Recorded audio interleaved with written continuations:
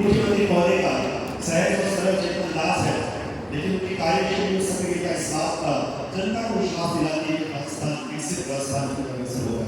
बहुत बहुत स्वागत, बहुत बहुत अभिनंदन। आप सबसे निवेदन है कि खड़े होकर दोनों कार्यों के साथ अभिनंदन और स्वागत करें।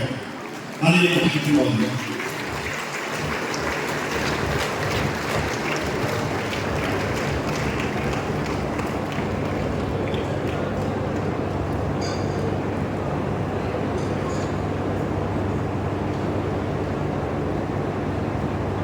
बोलिए भारत माता की, भारत माता की, भारत माता की। सबसे पहले तो मैं भाई श्रवण जी को मैं बहुत बहुत धन्यवाद देना चाहता हूँ, क्योंकि ये बदले हुए समय में बहुत बड़ी बात होती है कि जिन्होंने शिक्षा के क्षेत्र में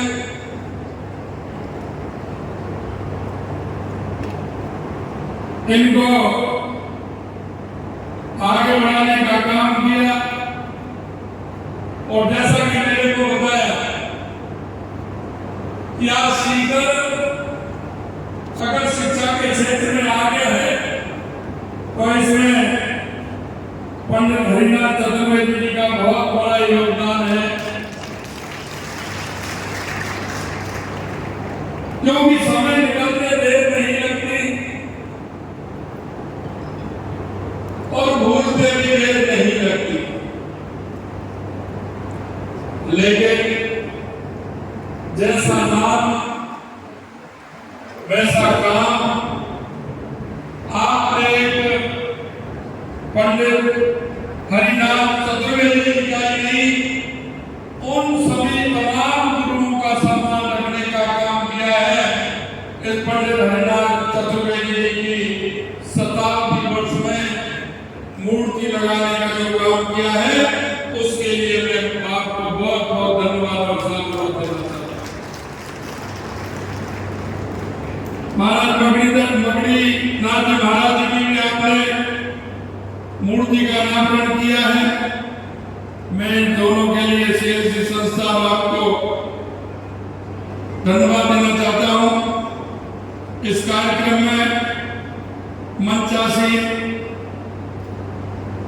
UDH मंत्री सम्मानीय जावर सिंह जी खर्रा साहब, जो आपके हैं, अपने हैं, किसान नेता हैं, हमारे बीच में हमारी पार्टी के वरिष्ठ नेता, जिन्होंने हमेशा सीकर और राजस्थान के लिए मंत्री रहते हुए राजस्थान के अंदर काम किया, जैसे घनश्याम तिवारी जी, हमारे पूर्व सांसद सुमेधानंद जी, दौन के विधायक हमारे गोवर्धन वर्मा जी, खंडेला के विधायक सुभाष मील जी, पार्टी के जिलाध्यक्ष कमल सिकवाल जी, प्रदेश के महामंत्री श्रवण बगड़ी जी, उपाध्यक्ष मुकेश दाजिक जी, प्रवक्ता लक्ष्मीकांत जी, अशोक सैनी जी, पार्टी के हमारे वरिष्ठ नेता, किसान मोर्चा के प्रदेश अध्यक्ष रहे, यहाँ के जिला अध्यक्ष रहे से हरिराम मड़वा जी, पूर्व विधायक रतन जलदारी जी, दिनेश ताबाई जी, श्री कुमार लकोटिया जी, प्रताप सिंह जी, खाटू श्याम मंदिर, मांगलाल जी पुजारी, सारा सर जी, और मेरे सामने बैठे सभी इस संस्था से जुड़े हुए सभी मेरे भाई और बहनों, और इस संस्था के सभी शिक्षार्थी, बालक और बालिकाएं, निश्चित रूप से आज एक अच्छा काम, बहुत ही अच्छा काम हमारे श्रवण ने किया है कि उनकी याद में मूर्ति अनावरण का कार्य, क्योंकि मैं आपको कहना चाहता हूं कि एक अच्छे काम के लिए, एक व्यक्ति की दिशा बताने के लिए, एक रास्ता दिखाने के लिए जो व्यक्ति जीवन में आते हैं, उनका बहुत बड़ा आशीर्वाद होता है। ये मानते हुए आपने आज मूर्ति अनावरण का कार्यक्रम रखा है।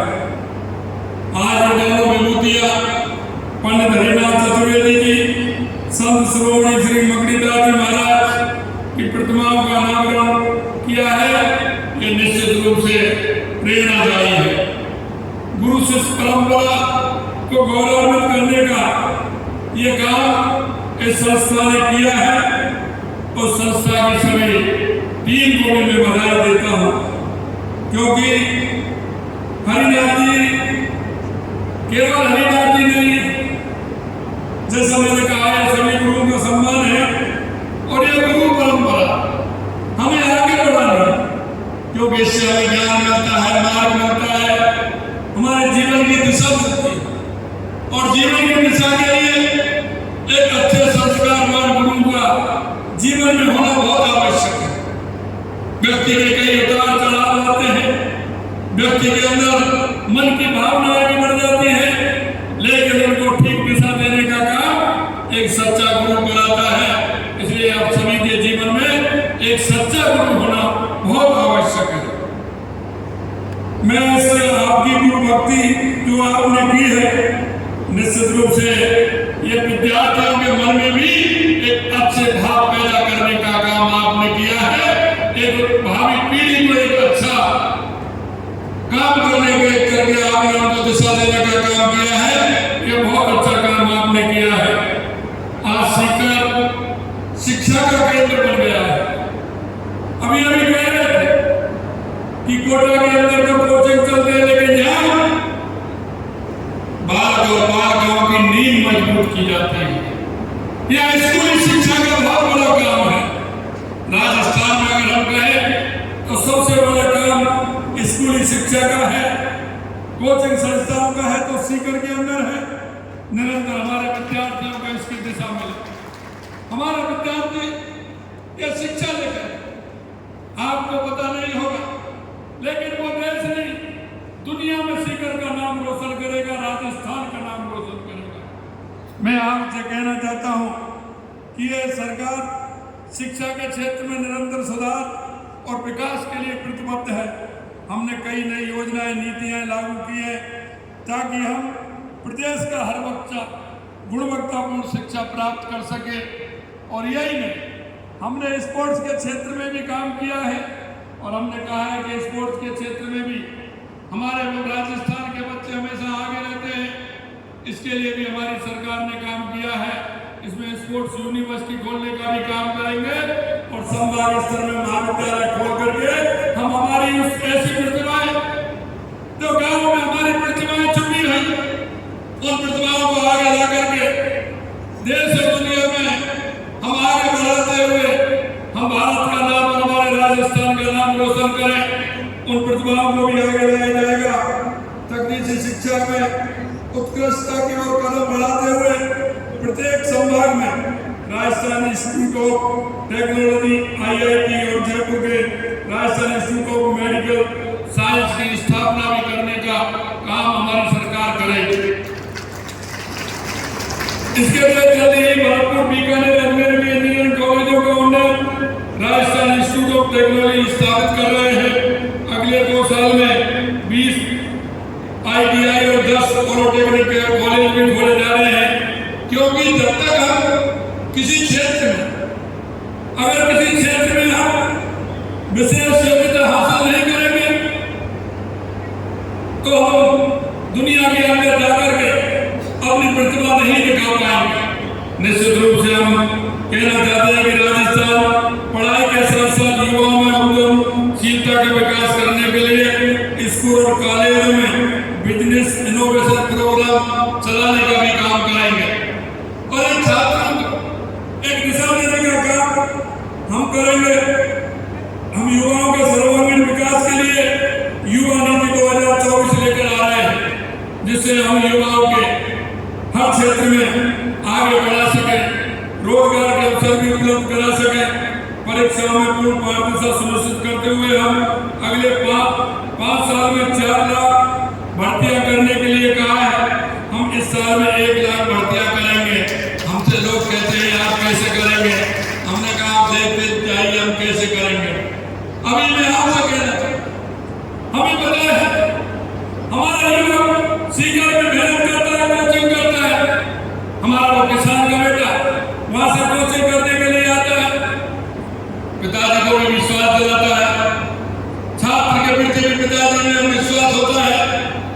बेटा पढ़ता है निश्चित रूप से आने वाली परीक्षा में वो पास होगा। लेकिन आपने देखा होगा पिछले 5 साल के कार्यकाल में जो आपने देखा, उस पिता के भी आंखों में आंसू और मेरे युवाओं की आंखों में भी आंसू लगातार देखते थे। आपने भी देखा होगा लगातार इस तरह से पेपर लीक हो रहे थे और पेपर लीक में किस तरह की बातें आती थी आप सबने देखा है। मैं आपसे कहना चाहता हूं, हमने आपके बीच में वादा किया था, हमने चुनाव से पहले हम जनता के बीच में हमने कहा था कि ये पेपर लीक जो हुआ है हम इसकी एसआईटी गठित करेंगे। हम किसी भी प्रकार से ऐसे लोगों को जिन्होंने युवाओं की आंखों में आंसू लाने का काम किया है, हम किसी भी कीमत पर नहीं बख्शेंगे। और आपने देख लिया 157 लोगों को गिरफ्तार किया, 157 लोगों को। और अभी धीरे धीरे जांच बढ़ रही है। कई लोग कह रहे हैं, विरोध के लोग भी कह रहे हैं कि उनको भी आई है, वो भी कहना चाह रहे हैं। मैं आपसे कहना चाहता हूं, ये हमारी सरकार का संकल्प है कि किसी भी क्षेत्र में हमारे युवाओं के साथ जिन्होंने धोखा किया है उनको हमारी सरकार किसी कीमत पर छोड़ने वाली नहीं है। मित्रों, मैं आपसे कहना चाहता हूं, हमने कहा है लगातार आप देखते जाइए, हर क्षेत्र में जगह निकलेंगी जहां आवश्यकता है। पूर्ण रूप से हमने कैलेंडर भी बनाया है, लेकिन हमने देखा कि क्योंकि पेपर रविवार को होता है, क्योंकि संस्थाएं हमें मिल जाती है रविवार को पेपर कराने की, लेकिन हमने कहा कानूनी का इतनी जल्दी नहीं हो पाएंगे। हमने कहा बीच में जो छुट्टियां होती है उसका भी कैलेंडर बनाइए, लगातार छुट्टियों में भी पेपर कराइए, जिससे कि हमारे युवाओं का जल्दी से जल्दी पेपर होकर के हम उनका परिणाम निकाल सके और उनको रोजगार दे सके। यही नहीं मेरे भाई और बहनों, आपने देखा होगा अभी भाई साहब चर्चा कर रहे थे यमुना जल की, क्योंकि हमें पता है कि हमारा क्षेत्र ऐसा क्षेत्र है, हमारा किसान मजबूती से काम करता है और यहाँ का जमान सीमा पर रहता है। हमने कहा हमारी शेखावाटी का आधे हमने देखा कि शेखावाटी में यमुना की बात तो करते हैं, लेकिन किसी के प्रयास कितने हुए? अरे मैं कहना चाहता हूं, मैंने विधानसभा के अंदर भी कहा था, मैंने कहा सबसे ज्यादा अगर इस देश और प्रदेशों में राज किया है तो कांग्रेस ने किया है। कांग्रेस के नेता बात करते हैं, लेकिन मैं कहना चाहता हूं कि उन्होंने हरियाणा सरकार से कभी बात की क्या? उन्होंने कभी केंद्र की भी सरकार रही, उन्होंने यमुना जल का प्रयास किया क्या? अभी आपने देखा होगा हरियाणा सरकार के हमारे पूर्व मुख्यमंत्री जब बजट दे रहे थे तो उन्होंने बजट भाषण में भी विधानसभा हरियाणा के अंदर कहा है कि राजस्थान को हम 3 पाइपलाइन दे करके राजस्थान के सीकर, झुंझुनू और चूरू को पानी देने का काम करेंगे। अरे आपकी भी तो सरकार नहीं थी, कभी आपने कहा था हमने एमओयू किया है, अब वो कह रहे कि 4 महीने हो गए। नल की पाइपलाइन आनी है क्या? एक नल की पाइपलाइन आनी है क्या? योजना बनती है, बड़ी बनती है, बन रही है, आ रही है, आराम से चिंता मत करिए। जिस योजना का शिलान्यास मोदी जी करते हैं उसका उद्घाटन भी मोदी जी ही करेंगे। भाइयों बहनों, मैं आपके बीच में कहना चाहता हूं, क्योंकि मुझे पता है हमारे राजस्थान के अंदर अगर कहीं कहीं राजस्थान को हर क्षेत्र में बढ़ाने के लिए, चाहे हमारा औद्योगिक क्षेत्र हो, चाहे हमारा पर्यटन का क्षेत्र हो, चाहे हमारे कृषि का क्षेत्र हो, उसके लिए पानी की आवश्यकता है। और हमने कहा कि यह वर्ष हमारा बिजली और पानी के लिए रहेगा। और आपने देखा है चंबल परियोजना से लेकर के यमुना पानी से लेकर के हमारा इंदिरा गांधी का नहर आती है, उसके पौंग डैम को बढ़ाने से लेकर के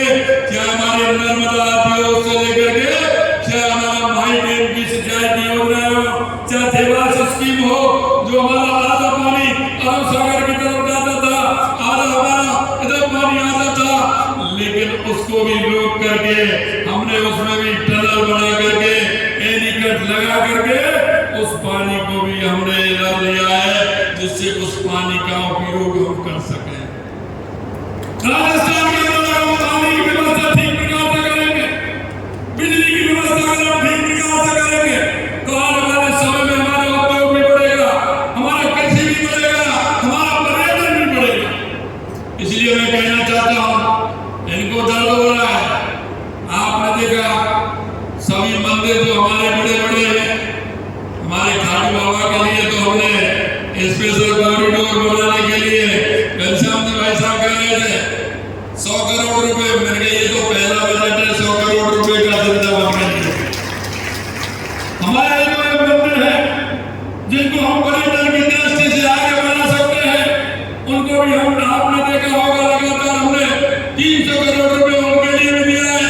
खाटू श्याम जी के लिए हमने 100 करोड़ रुपए दिया है। और हमारे आगे जो हमारा पश्चिमी राजस्थान है, हमारा सीमावर्ती क्षेत्र है, जैसलमेर बाड़मेर है, उसके लिए भी हमने इंदिरा गांधी नहर योजना के माध्यम से, क्योंकि वो पानी पूरा पहुंच पाए कौम डैम के अंदर, हमारी 10 फुट खाली जो रहता था उसकी भी स्वीकृति के लिए हमने कहा है। और जल्दी उसकी भी स्वीकृति मिलेगी तो हनुमानगढ़, गंगानगर, बीकानेर, नागौर और जोधपुर और जैसलमेर को तो जाता है, लेकिन वो पानी बाड़मेर तक भी जाएगा, ये हम आपको विश्वास दिलाते हैं। हमने कहा बिजली के क्षेत्र में, अरे भाई हम जब बात करते हैं तो आप बात करिए 5 साल में आपने कितना बिजली के नए संयंत्र लगाए। अगर एक बैटरी बिजली अगर आपने पैदा की हो 5 साल के अंदर तो आप बताएं। हमने अभी हमने उद्घाटन किया है 500 की 800 मेगावाट का हमने किया है। आगे आने वाले समय में हमने जो किया है 224 लाख करोड़ रुपए के हमने किए हैं। 5 हमने हमारी कैबिनेट में भी पास कर दिए। आने वाले 2027 तक किसानों को दिन में बिजली देंगे और पूर्ण रूप से आत्मनिर्भर बिजली में राजस्थान होगा। बिजली खरीदेंगे नहीं, बिजली बेचने का काम राजस्थान करेगा, ये हम आपको विश्वास करें। हमसे कहा कि ये बजट आपने जो बजट दिया है ये तो ऐसा बजट दिया है, क्योंकि वो हमेशा लोग आपने हमारा बजट और ऐसा बजट जब देते हैं जब वो चुनाव में जाते हैं। आपने तो ऐसा दिया, हमने कहा हम जनता से वादा करके आए हैं। हमने जनता से कहा है कि आने वाले समय में हमने जो संकल्प पत्र में जो हमने वायदे किए हैं, हम एक वायदे को पूरा करेंगे। और हमारे सभी विधायक, हमारे मंत्री, हमारे सांसद सभी उसमें लग गए हैं। और आपने देखा होगा जो हमने बजट की घोषणाएं की है उन पर काम भी हमने प्रारंभ कर दिया है।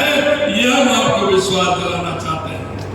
हमने जो बजट में घोषणाएं की है आप सभी ने देखा, हमने नहीं, क्योंकि राजस्थान हमारा है, ये 8 करोड़ जनता हमारी है। हमने कोई भी विधानसभा ऐसा नहीं छोड़ा जिसमें हमने बजट नहीं रखा हो। आप की तरह नहीं है, कांग्रेस के लोग करते थे, कांग्रेस के विधायक होते थे वहां बजट देते थे, दूसरे विधायक होते थे वो नहीं देते थे। हम आपसे कहना चाहते हैं एक भी विधानसभा ऐसी नहीं होगी जिसमें हमने बजट नहीं दिया हो, क्योंकि हम 8 करोड़ राजस्थान की जनता के लिए काम करते हैं, आवाम के लिए हम काम करते हैं। भाइयों बहनों, मैं आपसे इतना कहना चाहता हूँ, मेरे को सीकर का बताया है। सीकर में आपने देखा होगा हमने वीरों दानवीरों नेता सरस्वती पुत्रों की धरती के लिए विकास के लिए जो पहल की है, हमने सरकार में बनते ही यमुना जल समझौता जैसा हमने कहा वो भी हमारा सीकर चूरू और झुंझुनू के लिए है। हमारी सरकार ने बजट में सीकर विधानसभा क्षेत्र का पूरा ख्याल रखा है। 90 करोड़ रुपए की लागत से NH बामन रामू का पास से NH 8 उड़ली बाईपास सड़क से संबंधित कार्य कराए जाएंगे। ये नहीं धार्मिक स्थल शाकंभरी के विकास के भी कार्य कराए जाएंगे। शुद्ध एवं स्वच्छ प्राणवायु के लिए अर्बन ग्रीन लंच की महत्वता को ध्यान में रखते हुए सीकर के विभिन्न नगरीय क्षेत्र पौधारोपण और पार्क के विकास भी होंगे। सीकर की ITI में 3D printing, internet of things, fibre to home technician, multimedia, animation आदि से संबंधित आवश्यकता प्रारंभ किए जाएंगे। इस तरह के कई कार्य कई जगह व्यवस्था में संचालित आदर्श वेद आवासीय विद्यालय के तर्ज पर संभाग स्तर पर चरणबद्ध रूप से आदर्श वेद विद्यालय भी स्थापित किए जाएंगे। साथ ही वेद विद्यालय में कार्यरत अध्यापकों के मानदेय को 8,000 रुपए से बढ़ाकर के 15,000 रुपए भी किया है। सीकर में विशेष न्याय मजिस्ट्रेट भ्रष्टाचार निरोधक एक्ट न्यायालय खोला जाएगा। उप स्वास्थ्य केंद्र माधोपुरा में हरिपुरा के भवन निर्माण का कार्य कराया जाएगा। मैं एक बार आप सभी को इस बात के लिए भी धन्यवाद देना चाहता हूं कि ये तो सीकर के लिए इतना काम है और आने वाले समय में सीकर, चूरू, झुंझुनू, इससे गांव के लिए आने वाले समय में और भी काम यहाँ कराए जाएंगे। मैं सिर्फ आपसे इतना निवेदन करना चाहता हूँ मेरे भाई और बहनों कि हम इस प्रदेश के नागरिक हैं। नागरिक होने के नाते हम सभी का भी कर्तव्य बनता है। देश के यशस्वी प्रधानमंत्री नरेंद्र मोदी जी के नेतृत्व में 2014 के बाद देश में आपने देखा चाहे हमारे गरीब कल्याण की योजनाएं हो, चाहे हमारे विकास की योजनाएं हो, चाहे आतंकवाद और नक्सलवाद का खात्मा हो, दुनिया में बढ़ता हुआ भारत का गौरव हो, अगर ये कहीं दिख रहा है 2014 के बाद देश के यशस्वी प्रधानमंत्री नरेंद्र मोदी जी के नेतृत्व में दिख रहा है। और मैं आपसे यही कहना चाहता हूं, हम सामाजिक सरोकार का कार्य भी करते हैं। आप कहीं ना कहीं किसी न किसी संस्था से जुड़े हुए हैं। आपसे मैं आग्रह करना चाहता हूं कि हमको भी सामाजिक सरोकार का कार्य करना चाहिए। देश के यशस्वी प्रधानमंत्री नरेंद्र मोदी जी ने स्वच्छता से लेकर के बेटी बचाओ बेटी पढ़ाओ से लेकर के और अभी उन्होंने 5 जून को पर्यावरण के क्षेत्र में घोषणा की है कि एक पेड़ मां के नाम। मैं आप सभी से आग्रह करना चाहता हूं, पर्यावरण के क्षेत्र में हमें आगे काम करना है। और देश के यशस्वी प्रधानमंत्री नरेंद्र मोदी जी ने जो कहा है कि एक पेड़ मां के नाम, इस थीम को आगे बढ़ाते हुए हमारे गांव में, हमारे मोहल्ले में, कहीं भी संस्था में हर व्यक्ति को एक पेड़ मां के नाम लगाना है, जिससे हम राजस्थान के पर्यावरण को ठीक प्रकार से कर सकें। और मैं इतना और कहना चाहता हूं, हम एक नागरिक होने के नाते हमारी केंद्र सरकार की योजना है, हमारी राज्य सरकार की योजना है। आपने देखा होगा गरीब कल्याण की योजना जितनी है, किसी भाई को सहारा देने की हमारी योजनाएं हैं, ऐसी बहुत सारी योजनाएं हैं। हमारे गांव में, हमारी ढाणी में, हमारे पड़ोस में कोई भी व्यक्ति ऐसा है जिसको योजनाओं की आवश्यकता है, अगर आपके माध्यम से, एक आपके छोटे से सहारे से उस व्यक्ति को अगर लाभ मिलता है तो हमें उसको लाभ देने का काम भी हमें करना है।